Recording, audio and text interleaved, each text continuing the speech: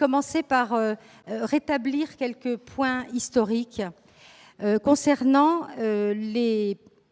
On a beaucoup parlé de Simonif, on lui dédie cette journée, et ce n'est pas pour rien. N'empêche que je voudrais remettre au point un certain nombre de choses. On a lu dans la presse, au moment du décès de Simonif et avant, que Simonif, on a dit, était l'initiatrice ou la meneuse des 343 salopes. Alors c'est ça que je voudrais remettre au point. Simonif n'a pas été ni l'initiatrice ni la meneuse des 343 salopes. On lui doit suffisamment de choses pour qu'il ne soit pas nécessaire d'en rajouter. Donc rétablir la vérité, ça veut dire l'initiative des 343 est venue du Nouvel Observateur, plus exactement de 2 journalistes, Nicole Mouchnik, qui l'a créé, et Jean Mauduit, qui est le véritable initiateur, qui a eu cette idée et qui s'est adressé au MLF, concrètement à Anne Zelensky et Christine Delphi. Ce sont les responsables principales de l'opération ont été Anne Zelensky, Mafra et Maryse Lapergue, les militantes féministes qui vraiment ont été les coordinatrices de l'opération. Quant aux personnalités qui ont été les plus efficientes dans cette affaire, c'est Simone de Beauvoir, c'est vrai, Simone de Beauvoir qui tout de suite a dit « excellente idée, je signe et je diffuse ce manifeste ». Delphine Seyrig, qui était une féministe parmi nous, mais évidemment qui était assez bien introduite dans les milieux du cinéma, et Christiane Rochefort, écrivain dont j'espère que personne ne l'a oublié, et qui également avait un carnet d'adresses particulièrement bien rempli parce qu'elle avait été attachée de presse pour le Festival de Cannes. Donc ce sont ces personnes-là qui ont été les principales chevilles ouvrières et plus qu'ouvrières du manifeste des 343. Manifeste des 343 femmes qui ont eu le courage de signer le manifeste « Je me suis fait avorter ». Ça, c'est l'initiative. Maintenant, le baptême, puisque c'est vrai que ce qui est resté, c'est l'idée, les 343 salopes. Et donc, c'est l'occasion aussi, pour nous aujourd'hui, de rendre hommage à Charlie Hebdo, et plus précisément à Cabu, qui a fait la une du Charlie Hebdo de la semaine sur qui a engrossé les 343 salopes.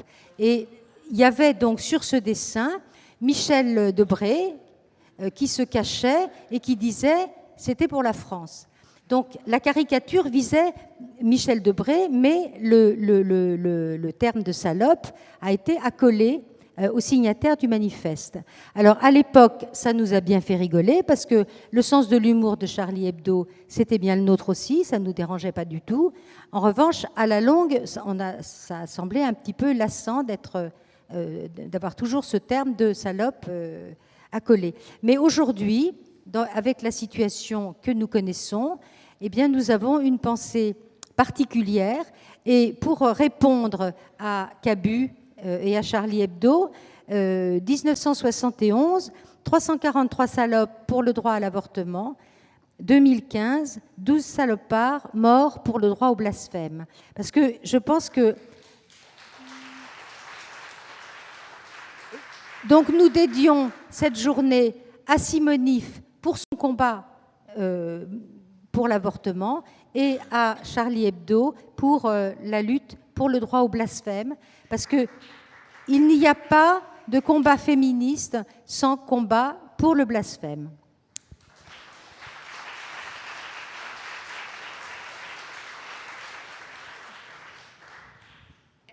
Alors, je vais donc commencer cette première table ronde qui est composée de duos intergénérationnels. Le premier duo concerne le planning familial. Aujourd'hui, il est représenté par Daniel Gaudry, qui prend la place laissée par Simone, et qui, Daniel Gaudry, était là, au planning, déjà à l'époque dont nous allons parler.